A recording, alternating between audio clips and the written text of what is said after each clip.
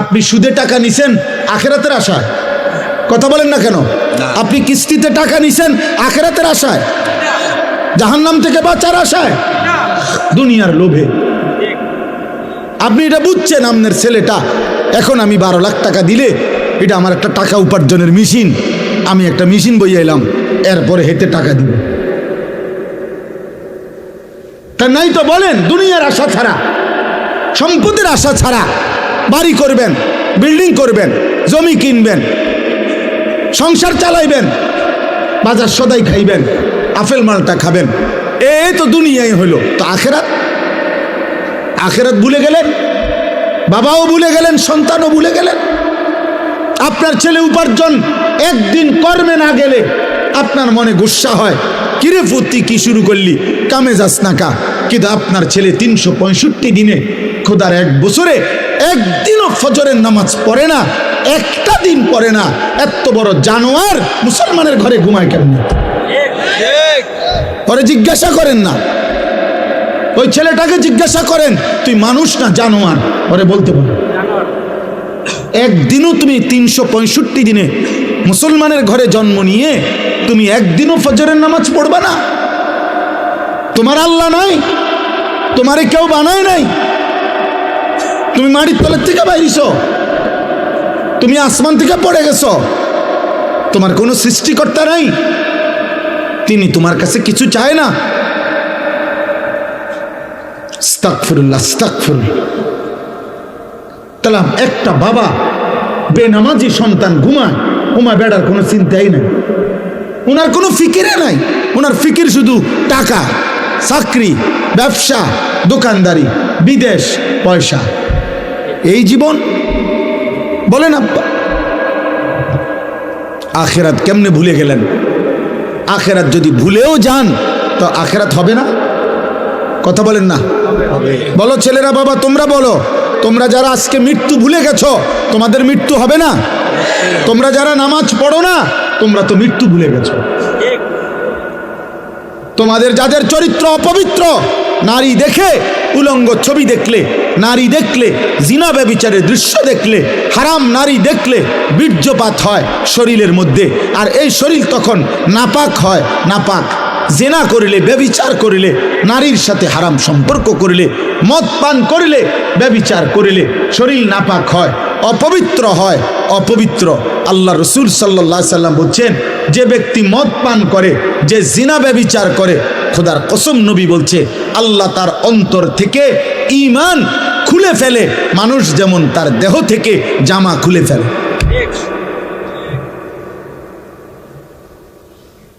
মান জানা ওয়া শারিবাল খামরা নাযা আল্লাহু মিনহুল ঈমান কামা ইয়াখলাউল ইনসানু আল কামিসা মিন রাসিহি। ঈমান খুলে ফেলে বেটা। এই অবস্থায় যদি মৃত্যু হয় নাফরমান, মনে রেখো সে মৃত্যু কি মৃত্যু হবে। পবিত্র কোরআনুল কারীমের 24 নম্বর পারা 39 নম্বর সূরা, সূরাটির নাম হচ্ছে সূরায়ে জুমার। এই সূরার 53, 54, 55 এই 3টি আয়াত আমি আপনাদের সামনে তেলাওয়াত করেছি। ইনশাআল্লাহ এই 3টি আয়াতকে সামনে রেখে সামান্য কিছু কথা আমরা আরজ করতে চাই। আল্লাহ তাআলা আমাদেরকে তৌফিক দান করেন। শুরুতে 2টা কথা।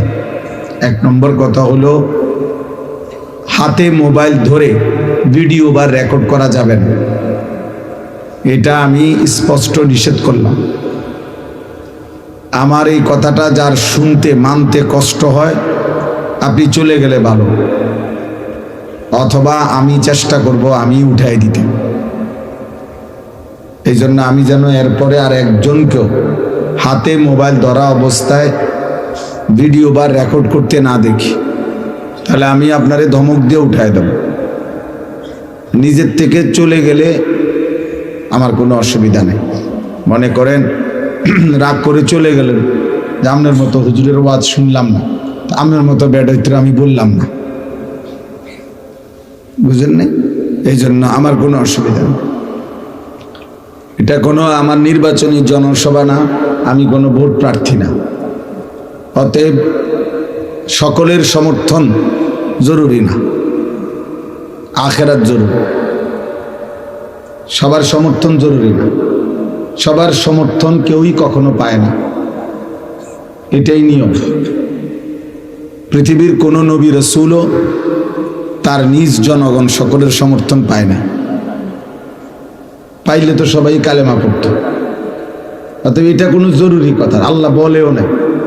আল্লাহ বলছেন তুমি হকের উপরে থাকো, না হক থেকে বাঁচো, আখেরাতের ফিকির করো। এবার তোমার সাথে কেউ থাকলেও অসুবিধা নাই, কেউ না থাকলেও তুমি দ্বীনের উপরে থাকো, এটা জরুরি। হাদিসের মধ্যে আছে হযরত হুযায়ফা রাদিয়াল্লাহু তাআলা আনহু, হুযায়ফা এই সাহাবীকে নবীজি বলছেন যে তুমি যদি ইসলাম মেনে চলার পথে, দ্বীন মানার ক্ষেত্রে, জীবন চলার পথে যদি কখনো এমন হয়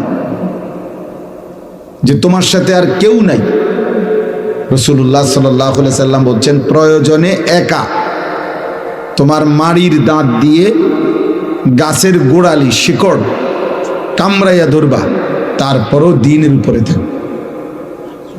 এই যে আপনি তো একবার এনে উঠাইলেন, কয়বার ছবি উঠানো দরকার আপনার বলেন? আপনি এনে উঠাইছেন না প্রথম, প্যারে সারছে তো আর কি, এখন ওটাতে লাগান, স্ট্যান্ডে লাগান, নাহলে আপনি আনেন কোন স্ট্যান্ড, বাঁশ একটা কিনে আনেন ভাই, এটা জরুরি। আমার ডিস্টার্ব হয়, আমার কষ্ট হয়। 100 বার এখনো শোনেন মনোযোগ দিয়ে, বরকত হবে ইনশাআল্লাহ। আল্লাহ আপনার বরকত দান করেন, আমিন। দোয়া করে দিচ্ছি।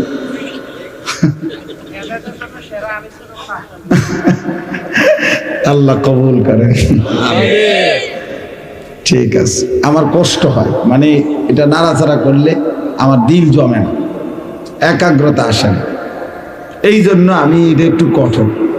মানে আমি আসলে মনোযোগ চাই, মনোযোগ হইলে বরকত হয়, দিল জমে আর কি, দিল জমে। এমনি মনে করেন বক্তা উঠলো নামলো, লোক হইল না হইল, বড় মাহফিল হইল ছোট মাহফিল হইল, এটা আসলে কোনো বিষয় না। মনে করেন আমারে 1 কোটি মানুষ চিনে, তো এতে কি আমার কবরের আযাব মাপ? তো আমি এটা দিয়ে করুন কি? আমারে মনে করেন 1 কোটি মানুষ চিনে, তো এতে আপনাদের কারো কবরের আযাব মাপ?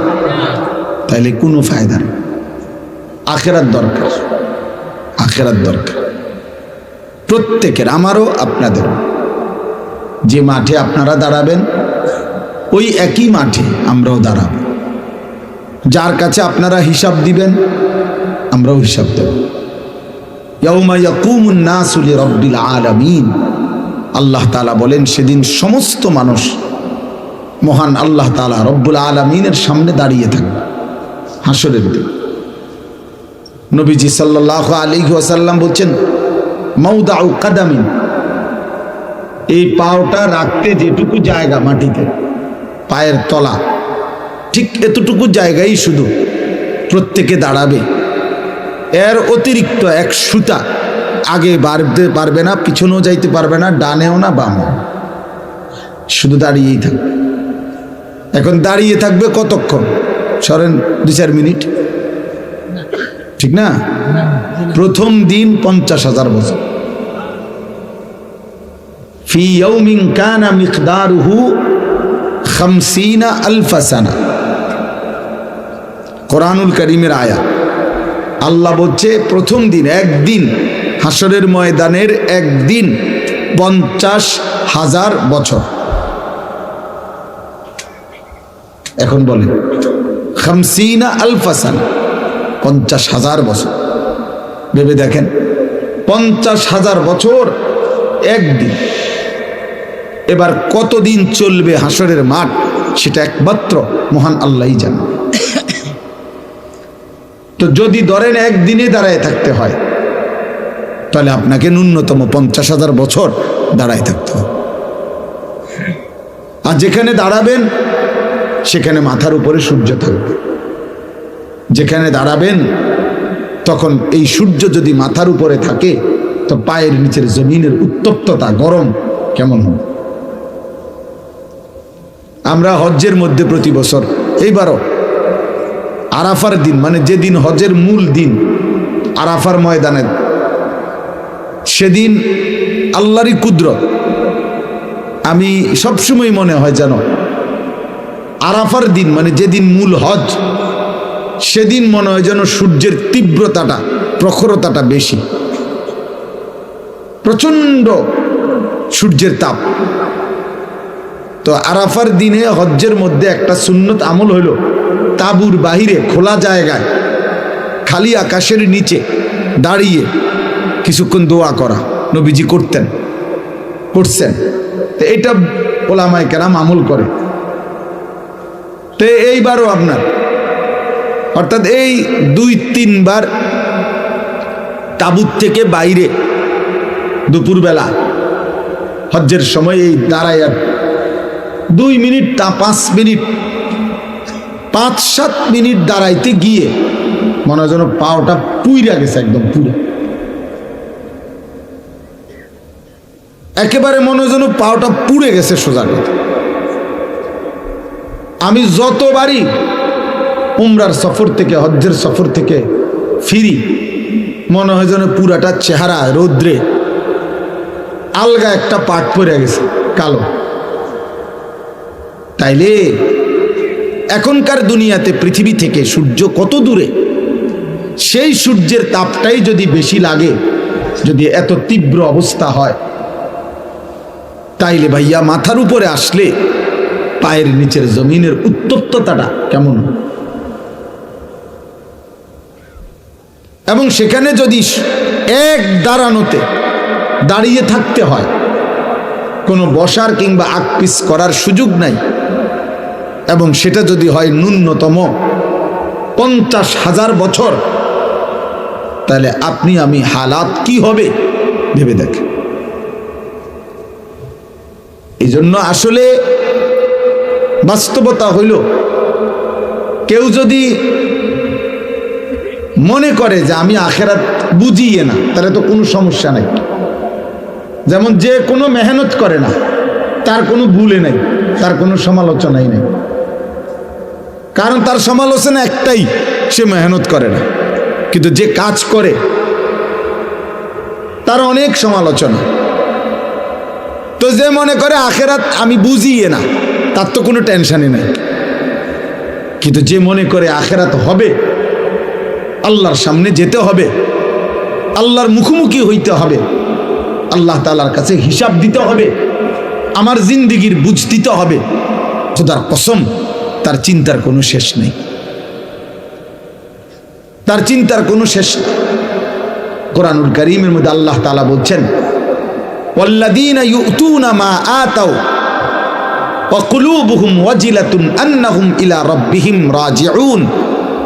আল্লাহ বলেন, আমার প্রিয় বান্দা যারা, তারা আমার দেওয়া সমস্ত নিয়ামত, আমি যা দিয়েছি, শরীর, স্বাস্থ্য, জীবন, যৌবন, সুস্থতা, সম্পদ, অর্থবিত্ত, ক্ষমতা, প্রভাব প্রতিপত্তি, স্ত্রী, সন্তান, টাকা পয়সা, ঘর সংসার, সব আমি আল্লাহর পথে ব্যয় করে আমার প্রিয় বান্দা তারা।